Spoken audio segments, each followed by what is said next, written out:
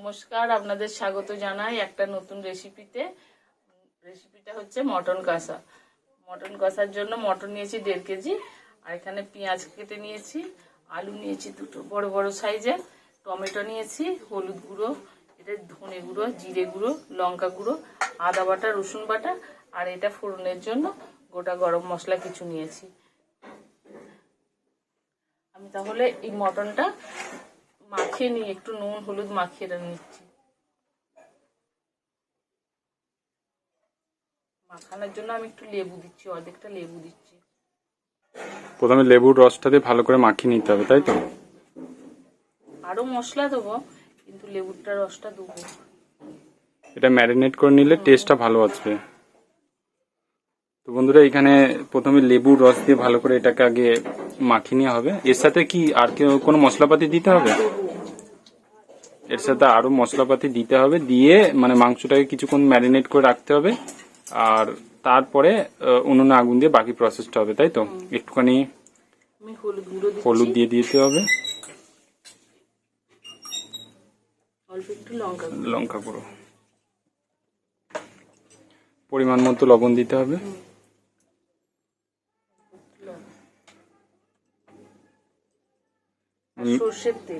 সর্ষের তেল। ম্যারিনেট করার সময় একটুখানি লবণ দিতেই হবে। এটা দিয়ে ভালো করে এটাকে মাখিয়ে কিছুক্ষণ রাখতে হবে, তাই তো? 1 ঘন্টা রাখলে ভালো হয়, আমি আধ ঘন্টা রাখছি, কারণ আমাকে রান্নাটা করতে হবে। তো বন্ধুরা, আপনারা রান্না করার আগে এটাকে ম্যারিনেট করে রাখবেন। ম্যারিনেট করার এটাই সুবিধা। জিরে গুঁড়ো,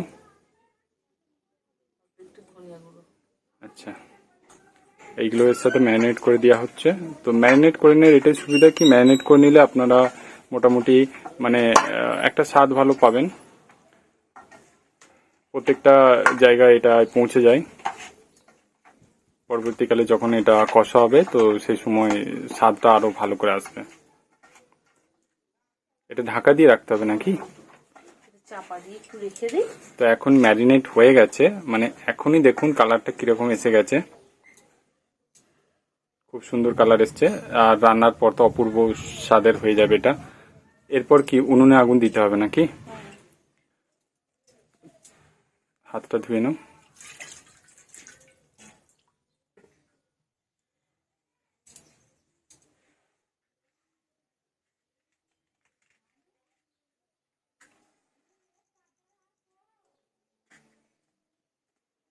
তো বন্ধুরা, উনুনটা জ্বলে গেছে, কড়াটা এবার চাপিয়ে দাও।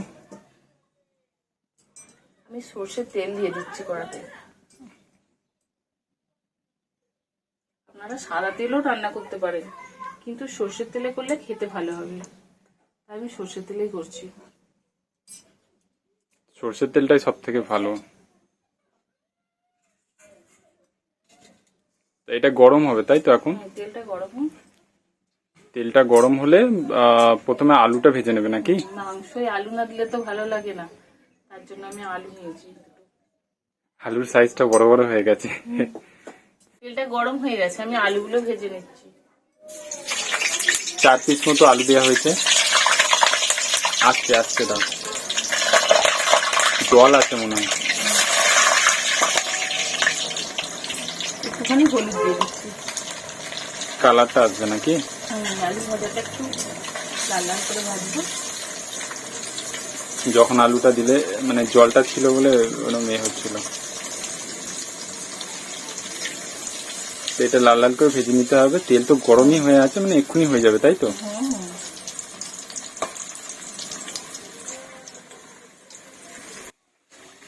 তো বন্ধুরা, হয়ে গেছে, লাল লাল করে এইভাবে তুলে নিতে হবে।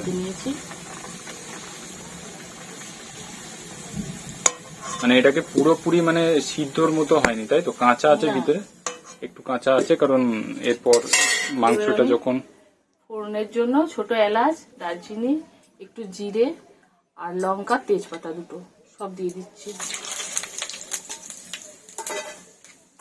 এবার আমি পেঁয়াজটা দিয়ে দিচ্ছি। মানে ওইগুলোর সাথে পেঁয়াজটাকে দিতে হবে, তাই তো? ওটা দিয়ে মানে ভালো করে এটাকে আবার লাল লাল করে ভেজে নিতে হবে।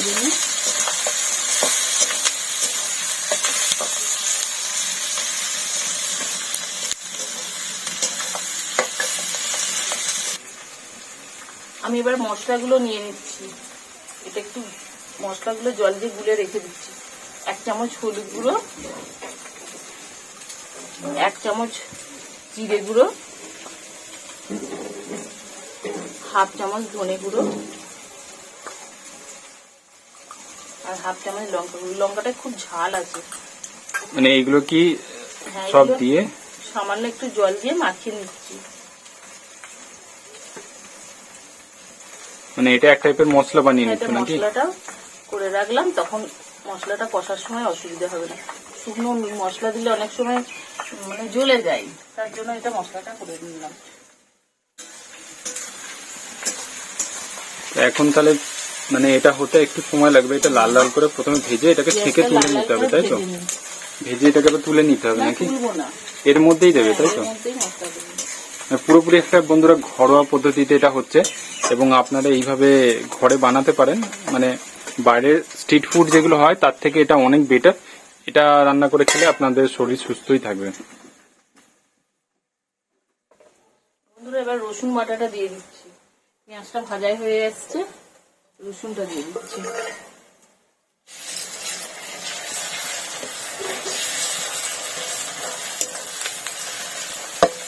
লাল লাল করে ভাজা হয়ে গেছে, মানে রংটা এসেই গেছে। এটি তুলে নেওয়া হবে নাকি? না, কিছু তুলবো না বাবা, এতেই কষবো।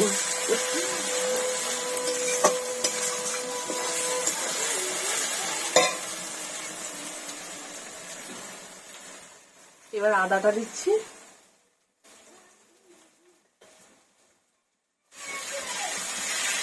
প্রতিটাকে দিয়ে দিয়ে ভালো করে মানে এর সাথে ম্যারিনেট করে নিতে হবে, ভালো করে মিশিয়ে নিতে হবে। যে মশলাটা গুলে রেখেছিলাম, মশলাটা দিয়ে দিচ্ছি।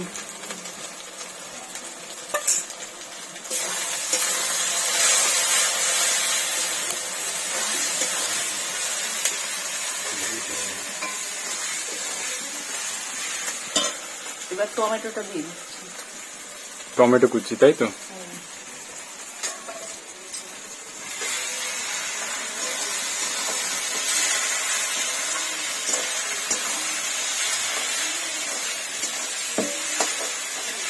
এটা ভালো করে কষিয়ে নেবো।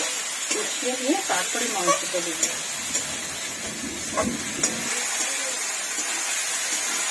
এটা অনেকক্ষণ ধরেই মানে ম্যারিনেট করা হচ্ছে। এর সাথে কি দেবে?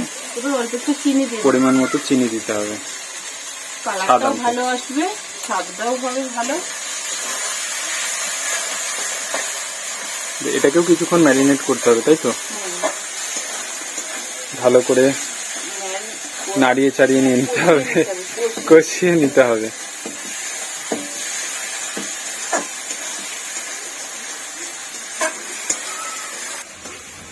তো এটা পুরোপুরি হয়ে গেছে, তাই তো?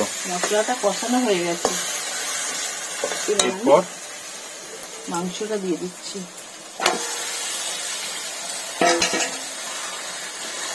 মাংসটা দিয়ে ভালো করে কষিয়ে নিই।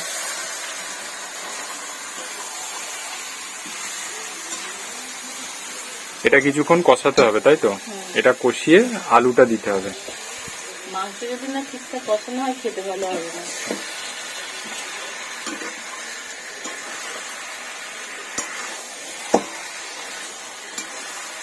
কড়াটা ধরো। অল্প একটু কাশ্মীরি লঙ্কা গুঁড়ো দিয়ে দিচ্ছি কালারটা আসার জন্য।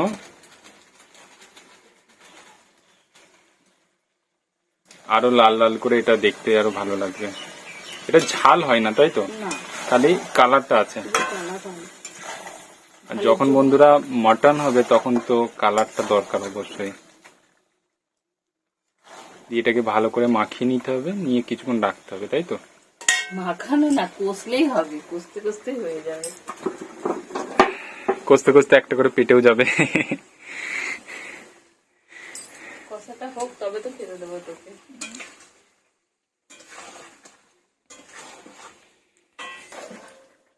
বন্ধুরা মাংসটা কষানো হয়ে গেছে।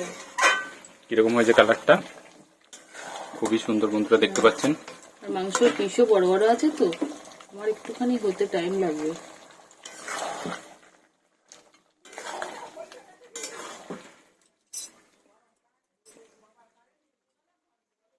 সিদ্ধ করবো মাংসটা হাঁড়িতে, তার জন্য আমি হাঁড়িতে আগে থেকে আলুগুলো দেওয়া ছিল। আলুটা দিয়ে নিয়েছি, একটুখানি গরম জল করে নিয়েছিলাম।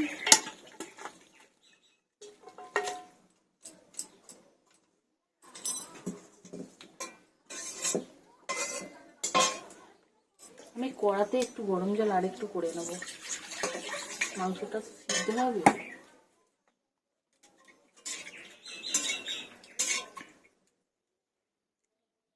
ওই গরম জলটা আলাদা কোনো কাজে লাগবে না, মাংসতে দেবো।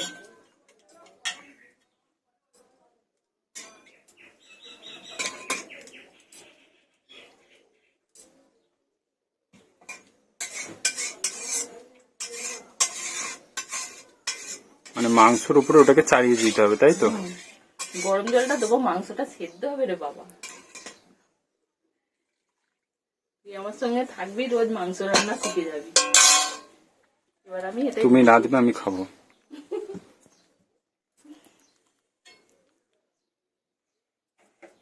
এর মধ্যে কি আর জল দিতে হবে না ওইটুকুতেই হয়ে যাবে?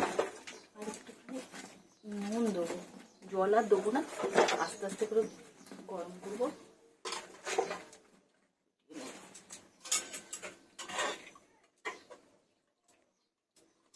হয়ে যাবে। আগে একটু জল দিয়েছিলাম আমি,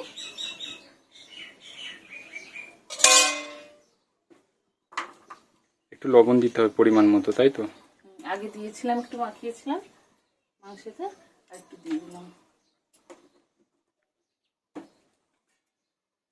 এবার আমি থালাটা চাপা দিয়ে দিচ্ছি। ওই নুনটাকে ভালো করে, এই থালাটা বড় হয়ে যাচ্ছে। আর একটু ছোট লাগবে। বলছি ওই মাংসের মধ্যে যে নুনটা দিয়েছো ওটা ভালো করে মাখিয়ে নিতে হবে নাকি? ওটা হয়ে যাবে, সেই চলে যাবে। আচ্ছা, তাহলে একটা ছোট থালা দিতে হবে। এই থালাটা একদম পারফেক্ট হয়েছে, ছোটর মধ্যে।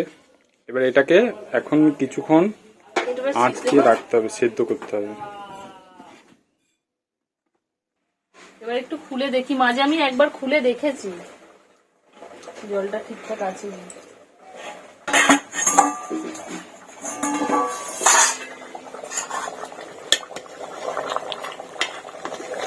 কালারটা খুব সুন্দর, সেন্টটাও খুব সুন্দর ছাড়ছে।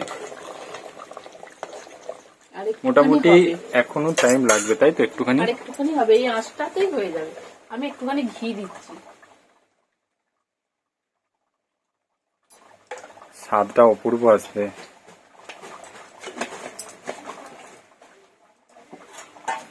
এটা কি আবার বেটে রাখা গরম মশলাটা, গরম মশলাটা?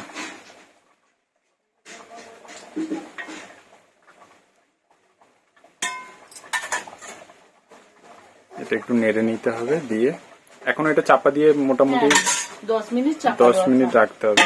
আর জাল দেবো না, এই আঁচেই হয়ে যাবে, এই আঁচটাতেই হয়ে যাবে আমার।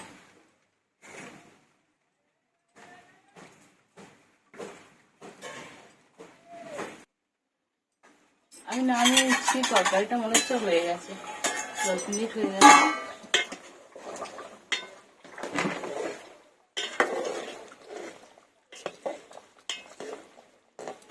হয়ে গেছে, তাই তো? এটাকে নামিয়ে নিতে হবে।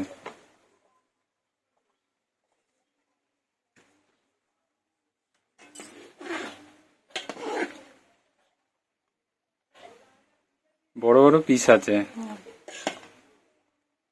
আমাকে মাটন থেকে দাও। আর আর খাবি না? দাও। মাংসতে অরুচি নেই, খেতে খুবই ভালো লাগে। বন্ধুরা দেখতেই পাচ্ছেন এইরকম প্রত্যেকটা মাংসর পিস আছে।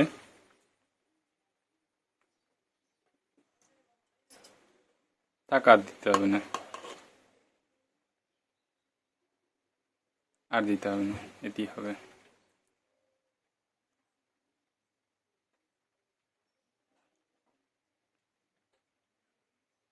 এতেই হবে মা। এই আমার মাংসের ঝোল। মাংস মানে মাটন, খাসির মাংস। খাসির মাংসের ঝোল। আর এইরকম একটু মানে মানে ঘরোয়াভাবে করা হয়েছে, আর খেতেও খুব ভালো লাগবে, দেখবেন। এটা ভাতের সাথে, রুটির সাথে, সমস্ত জিনিসে মানে আপনারা এটাকে খেতে পারবেন।